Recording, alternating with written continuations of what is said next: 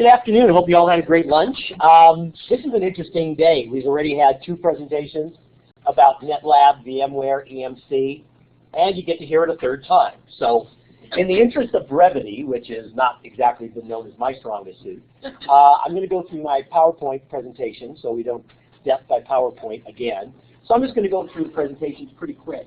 What I mainly wanted to do was give you an opportunity to actually play in the NetLab environment in one of the labs that would be used in the cloud class. But let's talk a little bit about teaching the cloud in your classroom. Now again, this is fairly new, and so it's kind of an evolutionary process as we go along.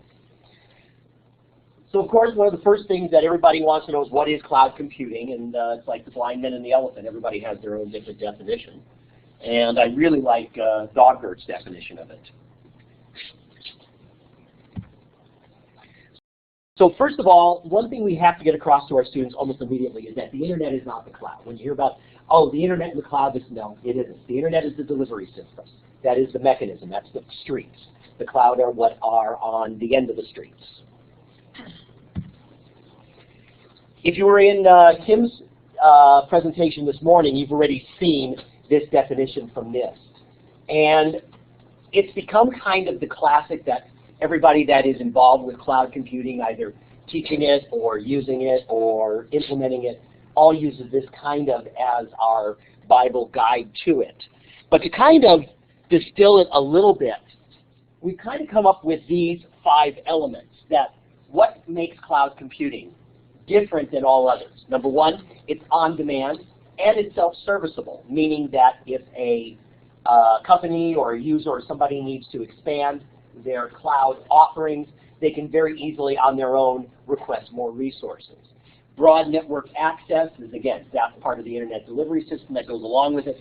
The availability of resource pooling, we see a lot of that with the VMware product with EXSI Server, the ability to be able to move and manage resources very, very easily. Rapid elasticity, if you need resources quickly, you can expand very quickly. When you're finished with them, you can contract back again. And then measured service, the ability to bill, to charge. That's going to be an interesting challenge for us to teach our students, because one of the things that we in the IT training area forget to do is to teach our students that there is a monetary involvement with all computing abilities. There have been defined 3 service models that we're going to be dealing with in cloud computing, and we're going to have to teach this. Software as a service, this is something that is very new, but actually starting to build up some speed now. Microsoft has been doing it somewhat with their Office 365, no, what's it called? Office 365, okay. That's an idea of an application as a service or a software as a service. Platform as a service, that's also been generally well accepted. The new one is the infrastructure, adding things like more disk space, adding things like more bandwidth usage, and so on. Those are some of the new characteristics that we're starting to see in the cloud environment. The classic data center. Again, it always seems like we come back around to things. When I first started in the industry about 4 years ago, everything was big data centers, big iron, IBM, and everybody was connected via terminals. Then we decentralized, and now it looks like we're moving back. But we're moving back in a quite different perspective. First of all, business is no longer going to be limited by their own physical infrastructure. Because of the ability to leverage other people's infrastructure, in other words, companies and organizations that are providing cloud services, we will be able to add services, storage, infrastructure as needed on nothing more than a point-and-click basis. IT as a service is not that far away. So the necessity to have a very large IT staff on premises is going to be reduced, and instead that IT staff is going to be more decent, is going to be pushed back out towards the data centers. So we better be in a position to be training our students for those types of roles.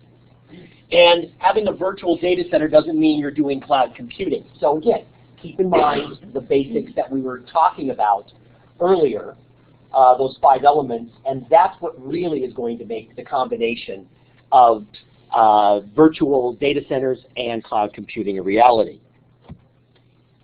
So the 2 key ingredients that we have established as a necessity to teach our students. to be able to get them ready to do cloud infrastructure or cloud computing in general is, of course, going to be the idea of virtualization. You've got to be able to virtualize your server environments because that allows things like resource pooling, rapid elasticity. So we've got to be in a position to teach our students that in a very, very detailed level. And of course storage, because without the ability to expand, grow storage, contract it, be able to charge for it. So both of these elements are the critical aspects of what we have got to be teaching our students to be ready for cloud in the future. So real quickly, you heard it this morning with some of the virtualization talks. This morning's, excuse me, I just went completely blank. This morning's topics. Critical for cloud computing providers to deploy services. It's very efficient use of resources. You get the resources you need, where you need them, when you need them. You can grow them and contract them as necessary. Servers themselves, the whole idea of virtualization is a physical server usually only uses up to about 30%. I've heard numbers bandied about from 15, 25, 30% of their total capacity. So you're wasting a lot of resources, plus you're also wasting electricity, your cooling systems. So by the ability of virtualization, we can be expanding and make more efficient use of our data centers. And business continuity is improved by providing high availability, disaster recovery, and we can more easily, or we can teach our students that services, enterprise applications, data storage can be more easily delivered to the end users. And to piggyback on Kim's topic this morning of information and storage management, one of the major requirements is the ability to manage, maintain storage. Well, that's very obvious. Information being collected, calculated, manipulated, etc. Mutilated. I didn't want to read that one out. As more data center becomes cloud-centric, the demands on storage is going to become even more imperative. And of course, students must be equipped with this ability. This is something that, to the best of my knowledge, until EMC has brought this type of a program into the community college environment, storage was always thought as an adjunct to, oh, you just put a hard drive onto a computer. That's storage. You don't think about managing it. This was something that industry has always known and accepted, but we haven't been teaching it to our students. So that's where we're going with today. So we have to be teaching this virtualization and storage concepts to our students, and we need to get classes into our curriculum. The colleges that have brought these programs into play have been extremely successful in their programs. Orange Coast College, my organization, we have been teaching the storage class for, Julie, how many years have you taught that class? At least 2. At least 2 years we've been teaching it, and very, very successful, highly in demand. We're bringing the virtualization class in this coming spring, and the class is already in very heavy demand. And this has also been able to piggyback into a cloud certificate. So students will be able to complete these 2 courses, as well as the virtual desktop course, which talked about earlier, as well as EMC's cloud course, which will be brought into the curriculum. They're in the curriculum now, but they will be brought in over the next probably 2 to 3 semesters. So again, as the primary impetus and the ability to do this, it's largely to the thanks of 3 organizations. Number one, the 2 organizations that are supplying the curriculum to us, which is EMC and VMware, who are providing us not only the courses, but the ability to get the material, get the content, get even the software, and NVG, which is our delivery system. Without these 3, we could not be doing it. And I would be remiss if I didn't also put in a plug for my organization that I am one of the co-PIs on, the Convergence Technology Center, which is providing a lot of the new course material, a lot of the material that's being developed. They're not only this program, but other programs as well that feed in to it, other networking programs and programming and mobile apps, you name it, we are doing it. And that's the Convergence Technology Center, national, out of Collin College in Dallas. And if you're interested, you are going to be talking about that more tomorrow, right? Yeah, but they can talk to you too. They can talk to me too. Yes, I'm just saying, the principal investigator, Dr. Ann Healer, most of you probably know of her as well. So you're a copy eye, so you can talk. I can talk to. Talk too much, that's the only thing. No. So, how do you find out more about this? Well, first of all, this slide I ripped off from one of Kim's slides. Sorry, Kim. Okay, don't be sorry, but I do want to just highlight that we're at 1,000 schools in over 60 countries. Sorry about that. That's okay. This was a slide. This was the slide from summer, so you see how fast they've grown. Yeah, we really have jumped up a bunch. Wow. Anyway, so if you saw Kim's presentation this morning, please feel free to contact her. Again, between VMware and EMC, virtualization would not be able to be brought into the college environment. And then I'll also talk about NDG in just a second, the third part. And then the VMware IT Academy, again, this was a borrowed slide from earlier. And again, the people from VMware are here, and please talk to them as well. The IT Academy is incredibly easy, EMC as well. They're incredibly easy to become a part of, to join in forces with, and what their products offer is just absolutely incredible. Highly advise it. The content has been well tested, it's vetted, and our students love it. The students that have taken the storage class at OCC have just absolutely taken to it. They keep asking, when are you going to be doing more? When are you going to be doing more? Well, now we're doing it. Okay, so we're going to be using the NetLab environment because I want to give you guys as much time to play with it as possible. You haven't had any, you've seen it a little bit, we want to give you some hands-on practice with it. So we're going to use NetLab in a lab environment.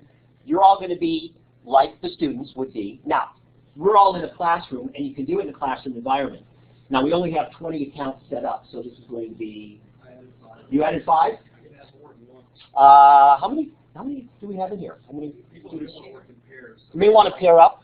I'll assign student ID numbers or login names for it so you can log in.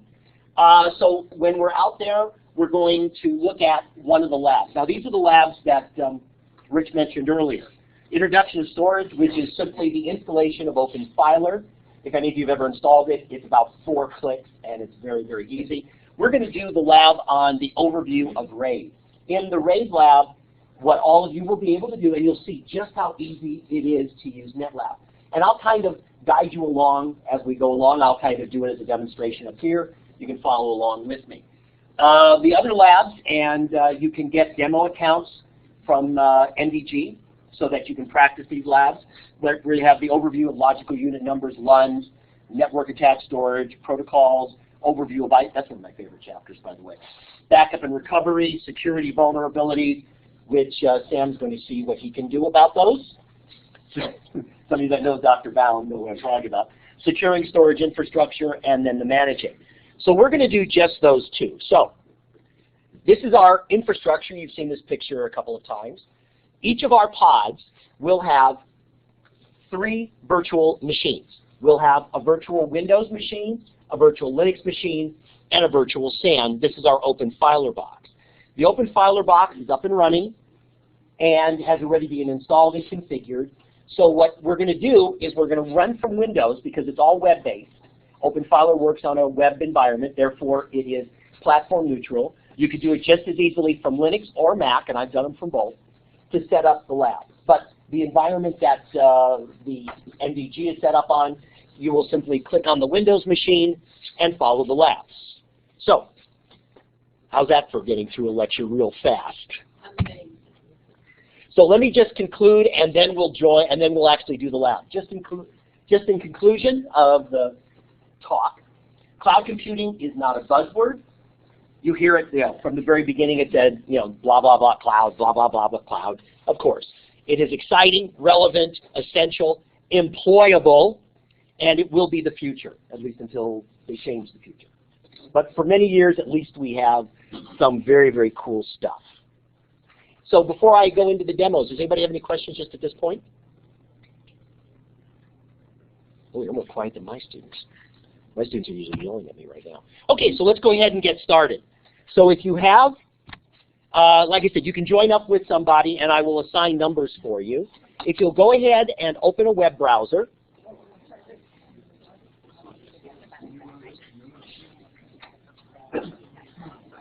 Now,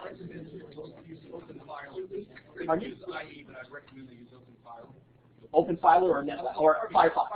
Yes. Use Firefox as the preferred browser. Isn't that unusual? Sorry, guys. You can use IE if you want, but I would recommend you use Firefox. Now, Rick will be here to help. So let me assign some numbers for students. So when you get on the website, go to NetLab. It's NetLab. Do I have a? You have it up there. netlab.netdevgroup.com. Okay. NetLab. Yeah. NETLAB. .NETDEV group.com. It'll pop you up to a logon page, and let's go ahead and assign. So we have 25 You've got 16 through 40. 16 to 40. Okay, I'll show you in a second how to get in, but if you want to log in, your username will be 16 student. I'm sorry. This is where I wish I had a.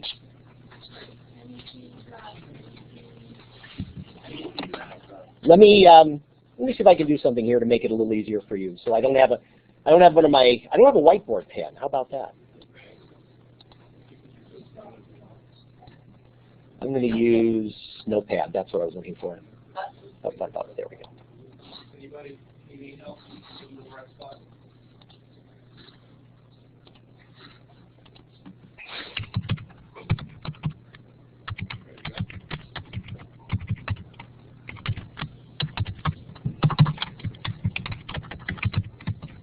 Your usernames will be EMC and case matters. 16. Okay. Or you can just do XX. Everybody will log in to 16. Right. Yeah, I don't want everybody to log in on 16. I'll sign numbers to those, Okay. 16 to 40. All right, I'm going to pass out numbers, guys. If you want to be in a pair, let me know as you go, okay? And you do 16. You guys want to be a pair? Yeah. Okay. 17, 18. I'm logged in on 20. NetLab 12 for everybody. You're going to be 20? I've already got 20. All right, so you're 19. You're 21. Yeah. Pardon, let me slide by. You want to be by yourself or pair? Pair. 22. 22. 23. 23. 24. 25. Pardon, let me slide by. 22. Pair. 26. 27. 28. No. 29. 30. 31. 32. Is it NetLab 12 for everybody? NetLab 12 is the password for everybody. Yeah, and the case percent, it is case sensitive. Do we enter the lab?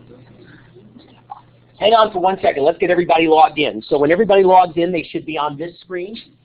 Is everybody at that point? No. No. You might want to lower your. Okay, let me help you. There you go. NetLab 12 or 1-2. I'll get everybody, what I'll do is when everybody gets logged in, kind of watch out. What I'll do is I'll demo it real quickly, getting in, setting up your lab and being ready to go. And then you can go ahead and work on lab 2. I'll show you how to kick it in and work at your own pace, and we'll walk around and help out. You didn't forget the passwords. Click OK. Does anybody have any trouble logging in?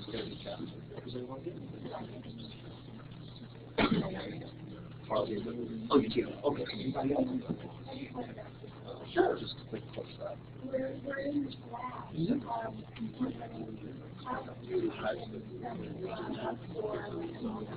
Absolutely. Oh, not only can you, that's kind of the design of it. This was done in a class like this, but it actually works better in an online setting where you can get your NetLab in on your campus, or you can get the resources from, you can rent the resources from NDG or your funders from school. And what happens is students can actually schedule, we're not getting into the scheduling. Students can schedule lab time when they want to. When they log in, they schedule a time. When they log in at their time, their pods are set up. Correct. Now, these assignments are all created by ACT, but you can create your own pod in your own setting, depending on the slot.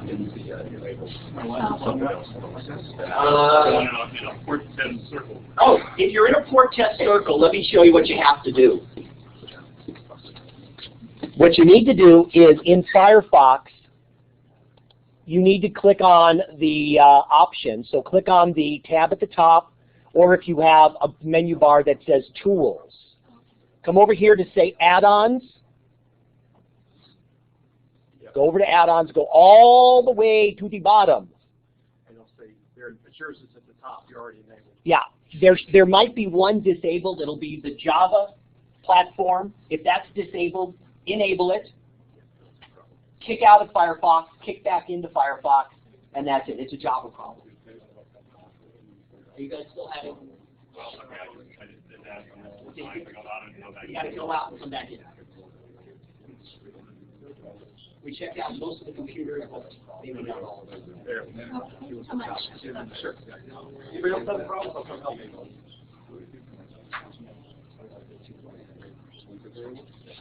Some folks are already there.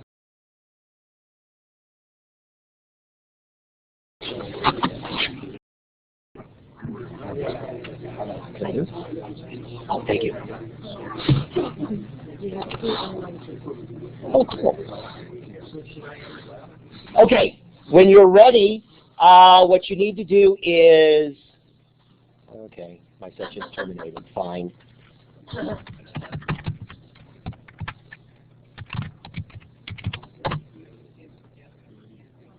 Okay, you should see this little link up at the top that says Enter Lab. If you click on the Enter Lab, nothing could be easier. I say that tongue firmly planted in cheek, but it is. Yours is still initialized. Just kicked it off. Okay, is everybody kind of with it? Now, let me tell you what's going to happen next. Before you start your lab, you better open up what the lab actually is. This is the great part of it. The lab itself is included with the structure, so you don't have to sit there and bounce between 2 or 3 different resources. Click the button down here. It says Show Lab Content. Now, I do not recommend leaving it in this format. I would say minimize it, and in fact, for those of you that know Windows a little bit, if you split the screen, which is simply drag the windows off to the side, you'll have your content on one side, you'll actually have the topology on the other. The actual lab that exists, it's a PowerPoint. I'm sorry, it's not a PowerPoint. It's an Adobe Acrobat document. It can be printed if they want to. Okay. It can be printed.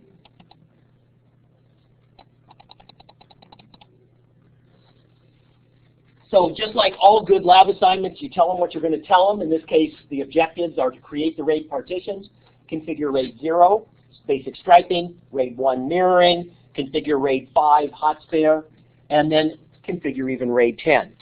So you scroll down a little bit further and say, oh, that's cool, I like that. There's your topology, same thing. I'm kind of going a little bit quick here just to kind of get you guys started.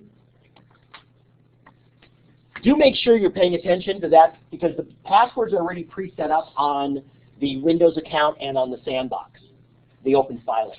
So again, the administrator, for the Windows machine, it's administrator like always, EMC student, all lowercase, and open filer is the username and the password here.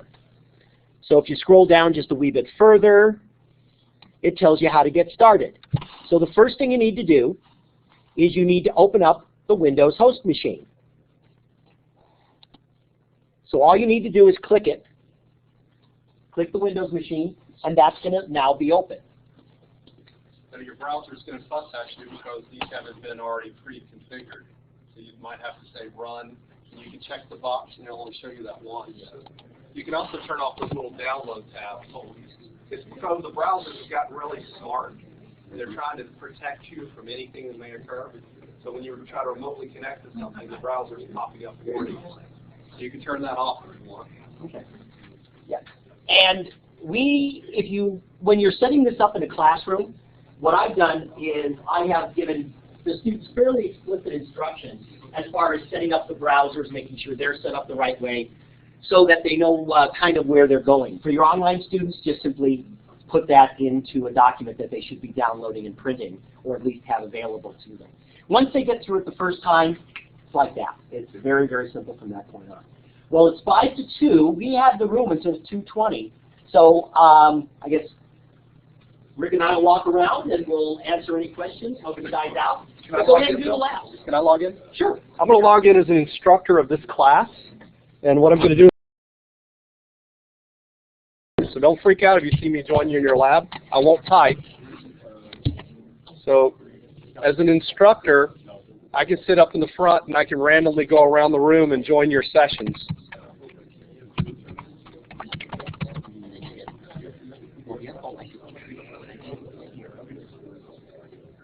All right, so guys, if you look up here for just 1 second, notice as an instructor, I have the rights to go into every single one of your lab sessions as my students.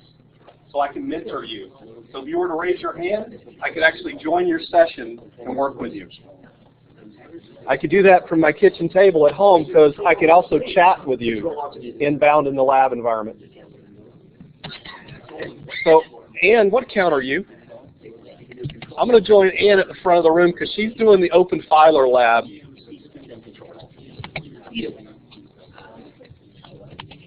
So here's Ann's session. And what I can do is I can click on connections and I can see what she's connected to.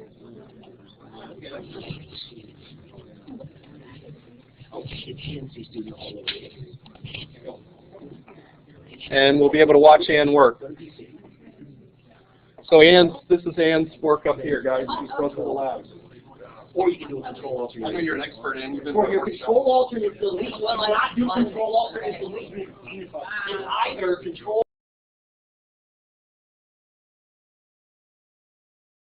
on the NDB side. You want to get a personal evaluation account for yourself.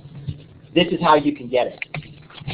So if you go out to the NDG site, if you go to the content and then to the EMC section, there's an account. Just request an account. You can do these labs on your own from home. Because the EMC labs are owned by NDG, they can allow them to contribute an evaluation. And they're very easy labs to do. I've done all of them many times. You can do the same thing with the VMware labs. VMware labs too? Mm-hmm. Okay. Just request it for the VMware. Pardon me? Well, what will happen is somebody on staff will just create an account and email it back to you. Yeah. Much faster.